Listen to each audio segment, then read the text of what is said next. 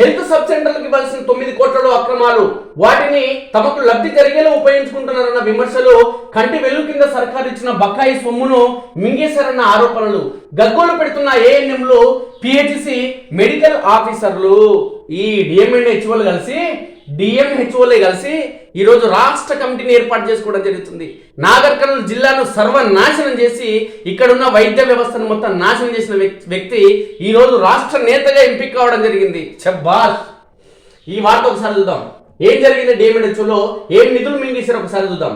ఆయన పేరు డాక్టర్ పాపారావు. 2 నెలల కింద వరకు యాదాద్రి జిల్లా ఇన్ఛార్జ్ డిఎంహెచ్ఓగా పనిచేసి రంగారెడ్డి జిల్లా డిప్యూటీ డిఎంహెచ్ఓగా బదిలీపై వెళ్లారు. దీంతో ఆయన స్థానంలో చౌటుప్పల్ డిప్యూటీ డిఎంహెచ్ఓ డాక్టర్ యశోదాకు యాదాద్రి ఇన్ఛార్జ్ డిఎంహెచ్ఓగా బాధ్యతలు అప్పగించారు. కానీ ఆమెకు చెక్ పవర్ ఇవ్వలేదు. రంగారెడ్డి జిల్లాకు చెందిన పాపారావు వద్దే చెక్ పవర్ ఉంది. ఇప్పటికీ యాదాద్రి వైద్య సిబ్బంది జీతాలకు సంబంధించిన సంతకాలు ఆయన చేస్తున్నారు. ఏ ఫండ్ రిలీజ్ కావాలన్నా ఆయన సంతకం కోసం అక్కడికి వెళ్లాల్సిందే. బదిలీపై రంగారెడ్డి జిల్లాకు వెళ్లిన పాపారావుకు యాదాద్రి డిఎంహెచ్ఓకు సంబంధించిన చెక్ పవర్ ఇప్పటికీ ఉండడంతో ఆంతర్యం ఏంటి, దీని ఔచిత్యం ఏంటంటే రాజకీయ నాయకులు అంటా ఉంటది. వీళ్ళు కూడా రాజకీయం చేస్తున్నారు, ప్రభుత్వ ఉద్యోగులు. వీళ్ళు చేసి మాకు రాజకీయంగా మమ్మల్ని ఎక్కడన్నా మీరు బదిలీ చేస్తే మాకు ఇష్టం లేకుండా ఏదైతే రాజకీయ ఈ ఉద్యోగ సంఘాల లీడర్లు ఉంటారో, మేము అనుకున్న ప్లేస్లోనే ట్రాన్స్ఫర్ కావాలి, లేదంటే మేము ఆల్రెడీ ఏ ప్లేస్లో అయితే ఉన్నామో మాకు అసలు బదిలీయే జరగదు, బదిలీ అయితే మా ఉద్యోగ సంఘాలు మీ రాజకీయ నాయకులకి వత్తాసు పలకం అంటున్నారు. ఎన్నికల సమయంలో పలు జిల్లాల డిఎంహెచ్ఓలు ఇష్టారాజ్యంగా అక్రమాలకు పాల్పడుతున్నారన్న ఆరోపణలు వస్తున్నాయి.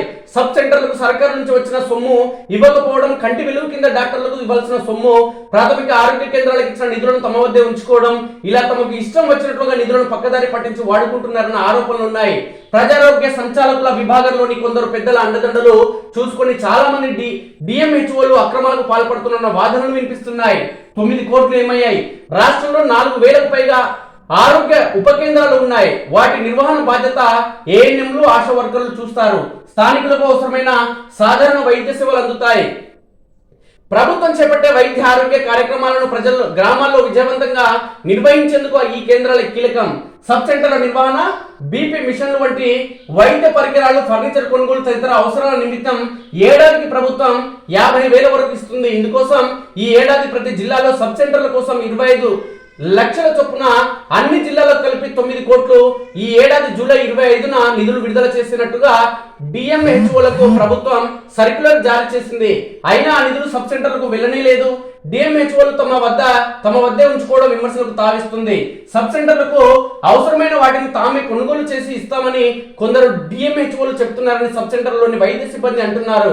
అసలు డిఎంహెచ్ఓలకు ఆ నిధులతో సంబంధం లేదని, కానీ కమిషన్ల కోసం తామే ఫర్నిచర్ పరికరాలు కొనుగోలు చేస్తామని చెప్తున్నారని వారు ఆగ్రహం వ్యక్తం చేస్తున్నారు.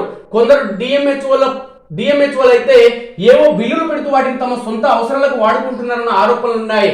కంటి వెలుగు డబ్బులు కాజేశారు. ఏడాదికి ఒక్కో పిఎస్సికి 1,50,000 వరకు ఇవ్వాలి. కానీ 2 ఏళ్లుగా అవేవి పిఎస్సీలకు పంపడం లేదని మెడికల్ ఆఫీసర్లు అంటున్నారు. మరోవైపు 2 నెలల క్రితం కంటి వెలుగు కార్యక్రమం చేపట్టిన సంగతి తెలిసిందే. ఈ సమయంలో ప్రభుత్వం నుంచి నిధులు రాకపోవడంతో అనేక మంది మెడికల్ ఆఫీసర్లు సొంత జేబు నుంచి ఖర్చు చేశారు. ఆ సొమ్ము విడుదలైన డిఎంహెచ్ఓలు ఇవ్వడం లేదన్న విమర్శలు వస్తున్నాయి. ఒక జిల్లాలోని పిహెచ్సి డాక్టర్ తనకు 60,000 కంటి వెలుగు బకాయి రావాల్సి ఉన్న తనకు ఇవ్వడం లేదని ఆయన వాపోయారు. అనేక మంది డిఎంహెచ్ఓల వ్యవహార శైలి ఆక్రమణలపై విచారణ జరపాలని కొందరు మెడికల్ ఆఫీసర్లు కోరడం జరుగుతుంది. కానీ మీరు విచారణ జరిపితే మాత్రం నాగర్ కర్నూలులో ఇక్కడ డిఎంహెచ్ఓగా పనిచేసిన అధికారి పైన విచారణ జరపాలి. ఎందుకంటే కరోనా టైంలో ఈ జిల్లాలోని నాగర్ కర్నూలు జిల్లాలో ఉన్నటువంటి మొత్తం ఏవైతే వైద్యులు ఉన్నారో వైద్యుల ఆసుపత్రులకు సంబంధించి, ఏవైతే మెడికల్కి సంబంధించి స్కానింగ్ సెంటర్లు కావచ్చు, లేదంటే ఆర్ఎంపీ డాక్టర్లకు సంబంధించి వాళ్ళు నిర్వహించే ప్రాథమిక సెంటర్లు ఏవైతే ఉన్నాయో వాటి అన్నింటినీ కూడా సీజ్ చేయడం జరిగింది. సీజ్ చేసిన డిఎంహెచ్ఓ తర్వాత వాటిని తెరవడం జరిగింది.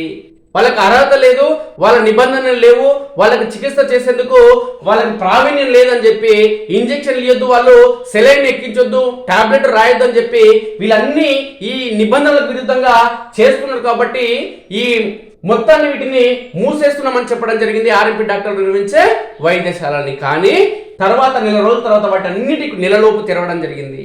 మరి నెలకు ముందు వాళ్ళకి అర్హత లేదని చెప్పినటువంటి డిఎంఎన్హెచ్ఓ కావచ్చు, రాష్ట్రానికి సంబంధించిన ఉన్నతాధికారులు కావచ్చు, లేదంటే విచారణ అధికారులు కావచ్చు, మళ్ళీ నెల తర్వాత 20 రోజుల తర్వాత వాళ్ళకి ఎట్లా అర్హతలు వచ్చినాయి? ఇప్పుడు వాళ్ళందరూ ఎట్లా ఆర్ఎంపీ డాక్టర్లు అందరూ వాళ్ళ దుకాణాలను ఓపెన్ చేసి మళ్ళీ చికిత్సలు నిర్వహిస్తున్నారు మిత్రులారా?